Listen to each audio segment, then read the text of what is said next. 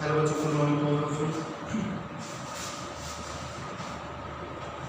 अब हम जो टॉपिक डिस्कस करेंगे वो है एटॉमिक स्ट्रक्चर।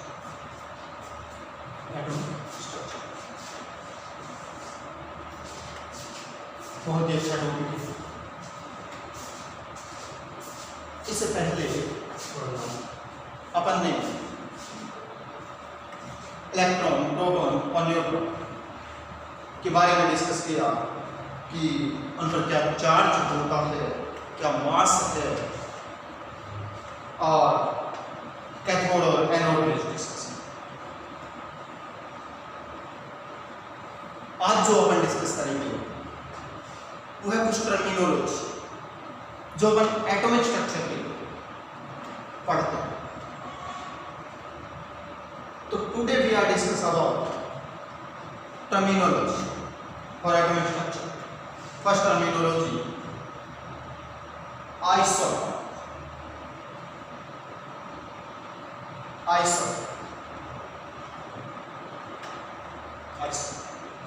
बहुत ही ध्यान से सुनना चीजों को। अगर मैं आइसोटोप की बात करूं,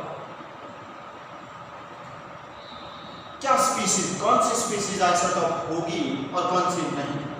मैं ट्रिक बता दूंगा, लेकिन डिपेंड करती है चीज कि कौन सी स्पीशीज आइसोटोप है और कौन सी नहीं। इस वर्ड से अगर मैं देखना चाहूं तो आइसो का मीन है सेम, यानी समान। आइसो का मीन सेम या समान। और टॉप का मीन होगा पोजीशन।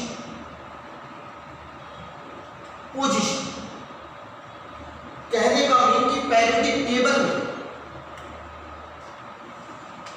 कोई भी एलिमेंट एक ही जगह आ जाए, यानी एक ही स्थान पर।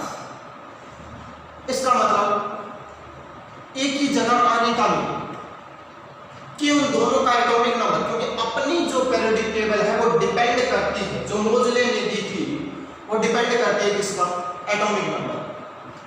इसका मतलब उन दोनों का एटॉमिक नंबर क्या हो जाना चाहिए, सेम हो जाना चाहिए।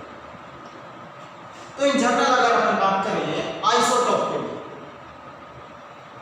तो आइसोटोप कौन सी स्पीशीज है जिनका जेड, कहने का मीन कि एटॉमिक नंबर तो क्या हो जाए, सेम हो जाए। सुनना ध्यान से, आइसोटोप वो स्पीशीज हैं जिनका एटॉमिक नंबर तो क्या हो जाए, सेम, बट ए यानी एटॉमिक जो मास है वो क्या आई, डिफरेंट आई।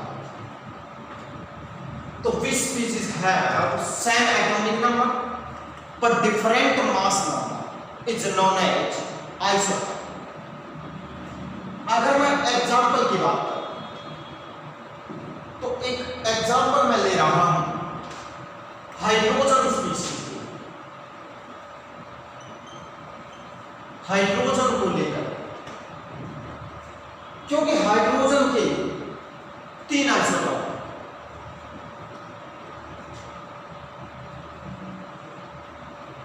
और वो कौन से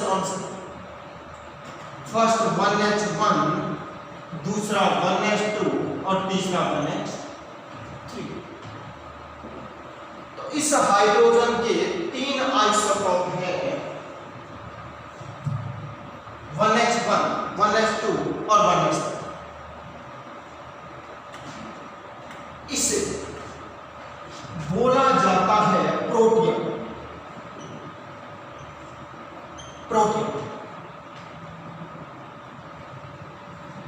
ये हाइड्रोजन का मेन आइसोटोप है, मेन फॉर्म।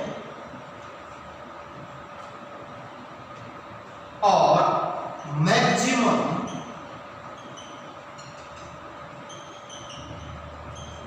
अमाउंट में प्रेजेंट होगा। वहीं अगर मैं बात करूं इस 1H2 के, नाम दिया जाता है ड्यूटेरियम। क्या नाम है? ड्यूटी। यूज होता है फॉर्मेशन ऑफ हैवी वाटर, कहने का मीन D2O के फॉर्मेशन। ठीक। वहीं अगर इसके लिए बात करें तो नाम दिया जाता है ट्राइकी और rarely present in nature, but radio active होगा। कैसा? रेडियो। सुने ध्यान से, हाइड्रोजन के 3 आइसोटोप हैं। पहला 1H1, दूसरा 1H2 और तीसरा 1H3। 1H1 को नाम दिया प्रोटियम, मेन फॉर्म है और मैक्सिमम अमाउंट में प्रेजेंट होगा नेचर।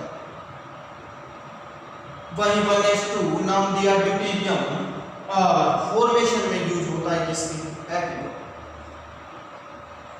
वहीं 1H3 ट्राइटियम, रेयरली प्रेजेंट होगा, रेडियो एक्टिव होता है, यानी अपने आप। रेडियो एक्टिव का मीन कि अपने आप क्या होता रहता है?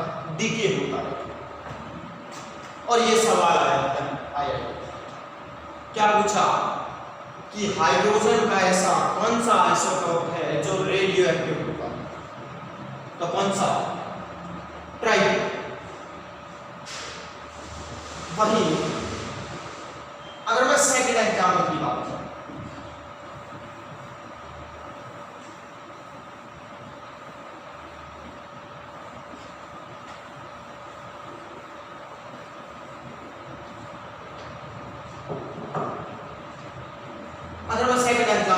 करूं, एग्जाम्पल सेकंड, 5 बोरॉन 10 और 5 बोरॉन 11।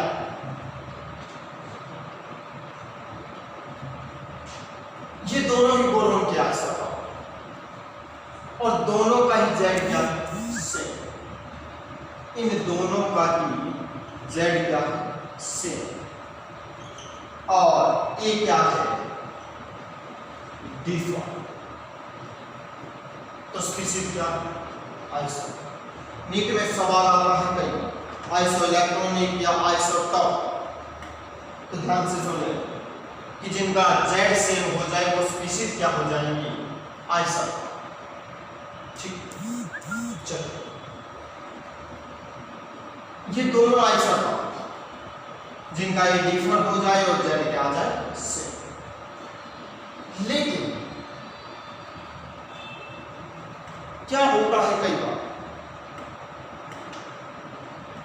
जब अपन आइसोटोप का एम एवरेज, यानी कहने का मीन कि औसत परमाणु भार या एवरेज एटॉमिक मास या वेट जब अपन कैलकुलेट करें तो वो फ्रैक्शनल आता है। फ्रैक्शनल का मीन कि वो पॉइंट्स में आता है, जैसे सच 35.5, 10.80 इस पर। तो वो ऐसा क्यों आता है? उसका क्या रीजन क्या है? क्या रीजन है उसका कि वो फ्रैक्शनल आता है? उसका रीजन है प्रेजेंस ऑफ आइसोटोप। तो कहने का मीन कि किसी भी isotope average atomic mass fractional आने का जो रीजन है वो क्या है? Presence of isotope. तो वो जो फ्रैक्शनल आया मैं उसे कैसे कैलकुलेट करूं? कैसे बताऊंगा उसे? सपोज अगर मैं इस बोरोन की आइसोटोप की बात करूं तो बोरोन के दो ही आइसोटोप हैं, 5 बोरोन 10 और 5 बोरोन 11। इन दोनों का जो मास है जो एटॉमिक मास है वो हमेशा कैसा आता, एवरेज आता।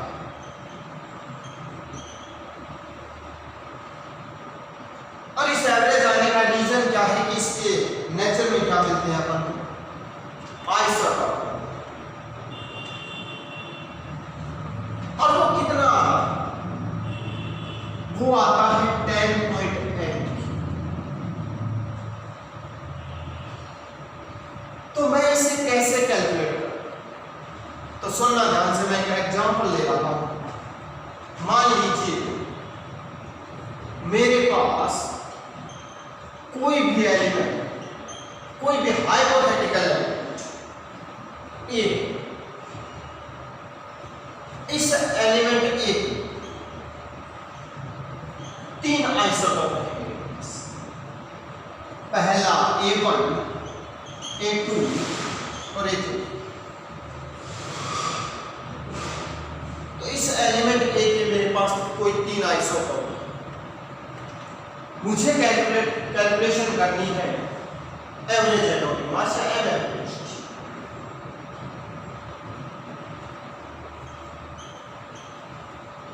अपन पहले एक चीज डिस्कस कर चुके हैं, क्या कि किसी भी हाइपोथेटिकल एलिमेंट का रिप्रेजेंटेशन हमेशा ZX A से किया जाता है, जहां X कोई हाइपोथेटिकल एलिमेंट है, A मास नंबर है और Z एटॉमिक नंबर। अगर मैं यहां बात करूं तो इस आइसोटोप A1 का जो मास नंबर है वो कोई M1 है और ये A1 नेचर में कितनी अमाउंट में होगा या इसकी जो परसेंटेज यील्ड है वो नेचर में कितनी है, या ये किस रेशियो में प्रेजेंट है, वो मैंने कोई x1 में। अगर मैं इस A2 के लिए बात करूं तो इसका मास नंबर कोई M2 है और परसेंटेज यील्ड कोई H2। सॉरी, अगर मैं इस A3 के लिए बात करूं तो इसका मास नंबर कोई M3 है और परसेंटेज यील्ड या जो रेशियो है वो कोई X। ठीक, मुझे कैलकुलेशन करनी है किसकी, एम एवरेज।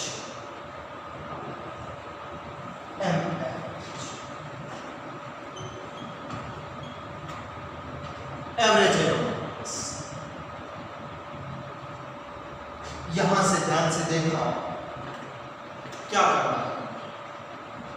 किसी भी आइसोटॉप के लिए एम एवरेज की जब अपन कैलकुलेशन करते हैं तो मास नंबर, क्योंकि मेरे पास टोटल आइसोटॉप कितने थे, तो मास नंबर ऑफ A1 आइसोटॉप यानी M1 into percentage yield of A1 isotope यानी X1 plus mass number of M2 isotope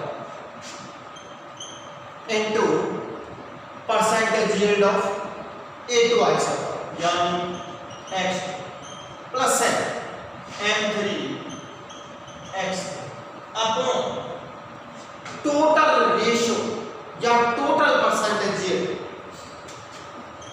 X1 plus X2 plus X। तो यहां से अपन क्या कैलकुलेट कर सकते हैं, किसी भी आइसोटॉप का एम एवरेज। सवाल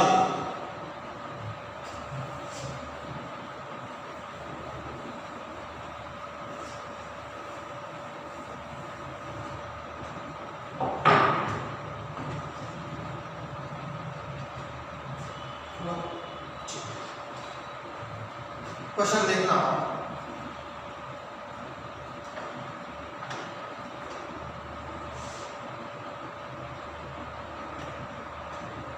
फर्स्ट क्वेश्चन, बोरोन, मेरे पास कोई भी एलिमेंट बोरोन, बोरोन की कोई दो आइसोटोप है, कौन सा? बोरोन 10 और बोरोन 11। इस बोरोन के दो आइसोटोप हैं, पहला बोरोन 10 और दूसरा बोरोन 11। ये नेचर में कोई 3% है, या ये दोनों और ये 1%, यानी ये दोनों आइसोटोप रिस्पेक्टिवली 3:1 में रेस्ट कर रहे हैं नेचर। मुझे कैलकुलेशन करनी है किसकी? M average of boron. Formula अपन ने अप्लाई कर रखा है एम एवरेज, M1, ध्यान से देखना, M1 यानी मास नंबर ऑफ A1 आइसोटोप, इसका मतलब मास नंबर ऑफ बोरोन 10 कितना? 10, यानी M average 10 into x1 percentage yield of A1 isotope कितना? 3% plus mass number of boron 11 into percentage upon total yield, और वो कितना? 4। तो यहां से अगर अपन एम एवरेज देखें तो ये कितना? 41 अपॉन 4, 3। तो बोरोन का एम एवरेज कितना आया? 10.3। ये आने का जो रीजन है वो क्या है? Presence of isotope. कोई दिक्कत?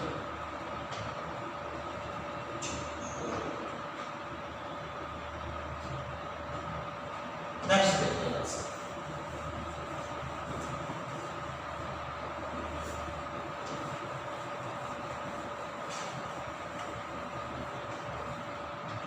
इन जनरल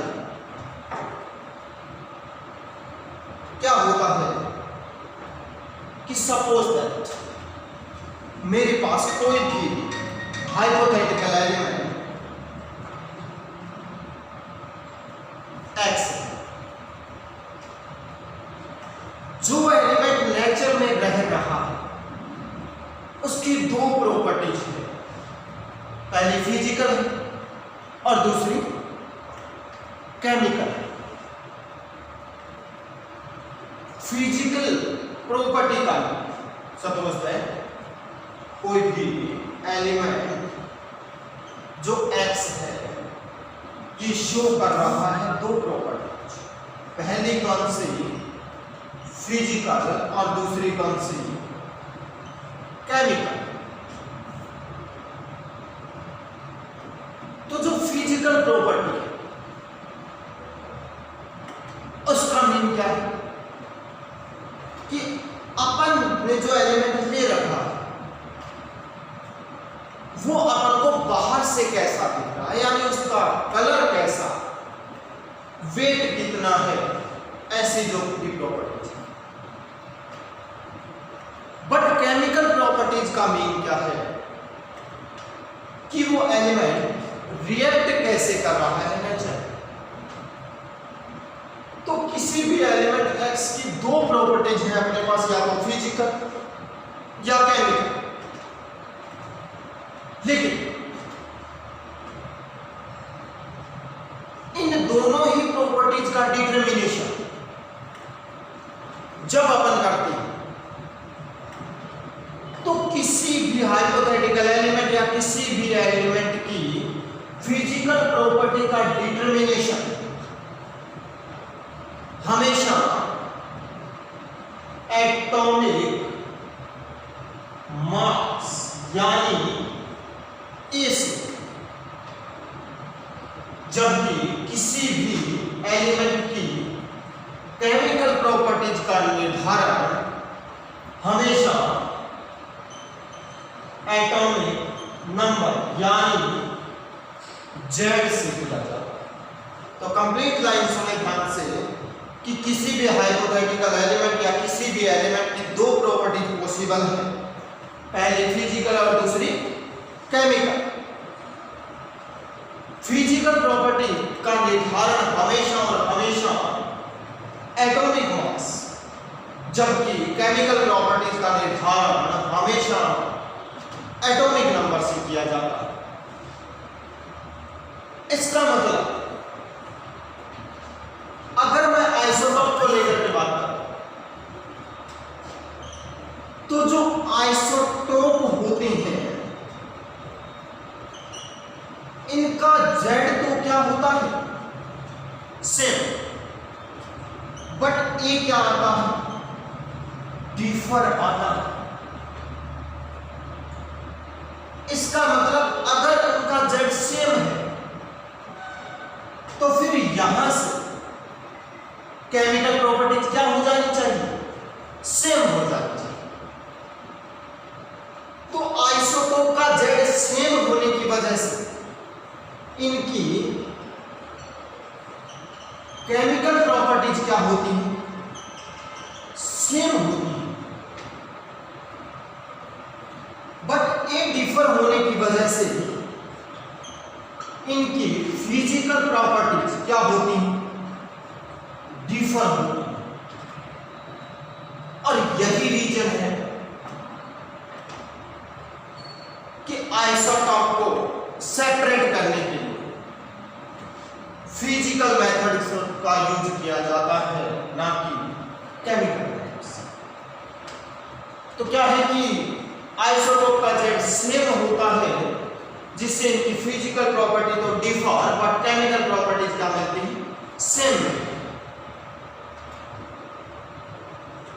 ठीक है, चलिए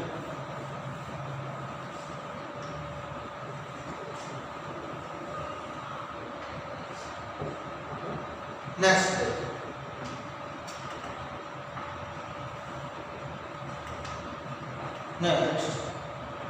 हेडिंग लिखिए आइसोटोप। Next heading isotope.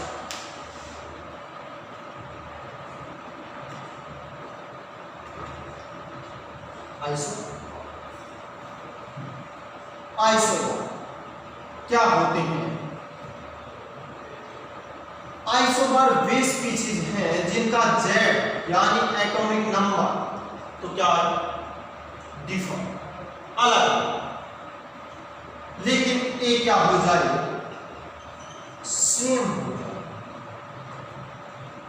तो आइसोमर वो स्पीशीज हैं जिनका एटॉमिक नंबर तो अलग हो लेकिन एटॉमिक मास कैसे हो सेम। अगर मैं एग्जांपल की बात करूं तो 18 आर्गन 14, 19 पोटेशियम 14 और 20 कैल्शियम 14। अगर इस एग्जांपल में अपन देखें तो तीनों ही स्पीशीज अलग अलग हैं, लेकिन इन तीनों ही स्पीशीज के लिए अगर मैं बात करूं तो इन तीनों का ही एक क्या है सेम है, बट यहां से अगर अपन देखें तो इनका जेड क्या डिफर है। समझ रहे? तो इनका ए सेम है बट जेड क्या डिफर। तो जिनका जेड तो डिफर हो जाए लेकिन ए क्या हो जाए सेम, नाम क्या दिया आइसोटोप। तो इसका मतलब कि आइसोमर वो स्पीशीज है जिनका एटॉमिक नंबर तो क्या है डिफर बट एटॉमिक मास कैसा है सेम है। स्पीशीज को नाम क्या दिया आइसोटोप। लेकिन इन जनरली अगर अपन देखें जो अपन ने आइसोटोप के लिए डिस्कस कि किसी भी हाइपोथेटिकल जो एलिमेंट ले रखा है अपन उस एलिमेंट की जो दो प्रॉपर्टीज है, पहले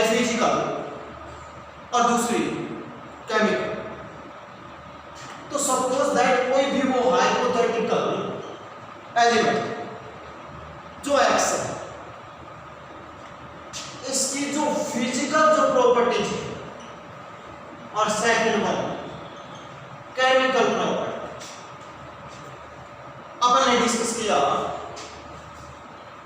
कि फिजिकल प्रॉपर्टीज का जो डिटरमिनेशन है वो ए से, बट केमिकल प्रॉपर्टीज का डिटरमिनेशन जेड से। अगर मैं उस कॉन्सेप्ट को यहां मैच करूं तो जो आइसोबार होते हैं इनका जेड तो डिफर होता, बट ये क्या आता है से। तो अगर जेड डिफर है तो इट मीन्स कि इनकी जो केमिकल प्रॉपर्टीज है वो क्या हो जानी चाहिए, डिफर हो जानी चाहिए। बट इनका ये सेम होता,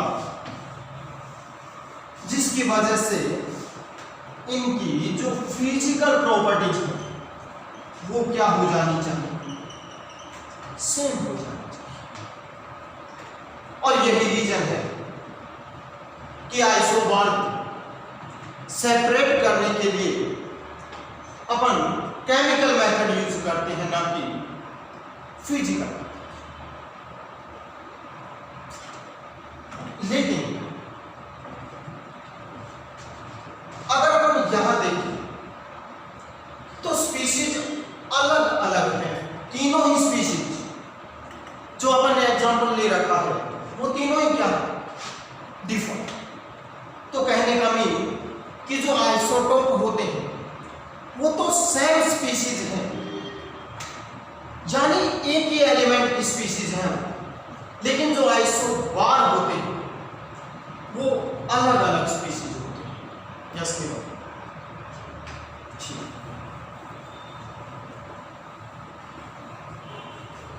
नेक्स्ट देखिए एक कॉन्सेप्ट जो अपन ने अभी पढ़ा कि जो फिजिकल प्रॉपर्टीज है वो डिपेंड करती हैं किस पर, एटॉमिक मास। ये कॉन्सेप्ट आया कहां से? तो इन जनरल अगर हम बात करें पीरियोडिक टेबल, तो एक एक्सपेरिमेंट किया था हेनरी मोजले। क्या एक्सपेरिमेंट किया कि ये कोई मेटल्स की प्लेट जिसका एटॉमिक नंबर कोई भी जेड हुआ,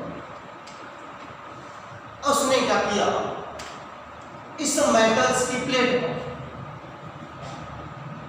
अप्लाई कराया कैथोड रेज। कैथोड रेज जिनकी फ्रीक्वेंसी कोई म्यू थी। ये जो कैथोड रेज जो आ रही थी इनकी फ्रीक्वेंसी कोई भी। अब जैसे ही ये कैथोड रेज इस मेटल्स की प्लेट पर अप्लाई होती है तो यहां इलेक्ट्रॉन्स प्रेजेंट है, क्योंकि मेटल्स का काम ही क्या है, इलेक्ट्रॉन को लूज करना। तो जैसे ही ये कैथोड रेज इस पर अप्लाई हुई, इलेक्ट्रॉन ने कुछ एनर्जी को रिसीव किया। इस एनर्जी को रिसीव करने के बाद इलेक्ट्रॉन एक्साइटेड होता है। तो इन जनरल सपोज दैट ये जो इलेक्ट्रॉन है इसने कुछ एनर्जी को लिया होगा और लेने के बाद ये यहां से एक्साइट हुआ होगा स्पेशल। तो सुने ध्यान से, इस इलेक्ट्रॉन को कहने का मीन कि मेटल से, ये जो मेटल की सरफेस है, इस मेटल से मेटल की सरफेस तक जब इलेक्ट्रॉन मूव किया तो जो एनर्जी काम में आई उस एनर्जी को उसने नाम दे रखा है थ्रेशोल्ड एनर्जी। थ्रेशोल्ड एनर्जी कहने का मीन कि वो मिनिमम एनर्जी जो इलेक्ट्रॉन को क्या करते मेटल से ये सरफेस पर क्या करा दे, मूव करा, नाम क्या दिया, थ्रेशोल्ड एनर्जी। लेकिन जब इलेक्ट्रॉन यहां आ गए, मूव करेगा कहां तक, यहां। मैंने जो इलेक्ट्रॉन को जो एनर्जी दे रखी है, सपोज दैट वो कोई 10 किलो कैलोरी एनर्जी से इलेक्ट्रॉन मूव कर रहा है। इलेक्ट्रॉन को यहां से यहां लाने के लिए जो एनर्जी थी वो मान लीजिए 4 किलो कैलोरी की नीड थी। रिमेनिंग एनर्जी जो कितनी, 6 किलो कैलोरी कन्वर्ट हो जाती है इलेक्ट्रॉन को यहां से कहां लाने तक, यहां।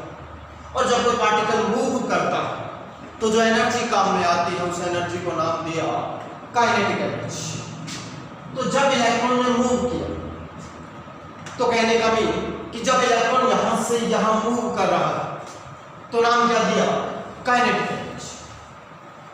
तो ये जो काइनेटिक एनर्जी, अगर मैं इन तीनों को मिला दूं, अगर मैं इन तीनों को मिला दूं तो वो इक्वल है किसके, टोटल एनर्जी, किसका, टोटल एनर्जी।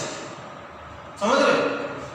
तो इसका मतलब कि जब ये कैथोड रे जाएगी तो अगर तुम इस फ्रीक्वेंसी को इंक्रीज कर दो, इस फ्रीक्वेंसी को इंक्रीज कर दो, तो ये जो जेड है उतने ही ज्यादा क्या निकलेंगे, इलेक्ट्रॉन। इसका मतलब क्या है कि किसी भी एलिमेंट की जो केमिकल प्रॉपर्टीज है वो डिपेंड कर रही है किस पर, इस atomic number, but physical property depend करती है किस पर, एक पर। थोड़ा सा बैकअप कर रहा हूं, चीजें ध्यान से सुन लेना जो आज अपन ने पढ़ा। आइसोटॉप, अब अपन ने देखा जिनका जेड सेम हो जाए एक डिफर हो जाए, फिजिकल प्रॉपर्टीज और केमिकल प्रॉपर्टीज दोनों ध्यान रखनी है। एम एवरेज अपन कैसे कैलकुलेट करते हैं, और यहीं से कल से कंटिन्यू करेंगे। कुछ सवाल करेंगे अच्छे जो नीट और जेई के लिए बहुत इंपॉर्टेंट सवाल है, ठीक है। कल यहाँ से कंटिन्यू करेंगे और कुछ टर्मिनोलॉजी और, ठीक है। मिलते हैं अपन कल इसी साथ।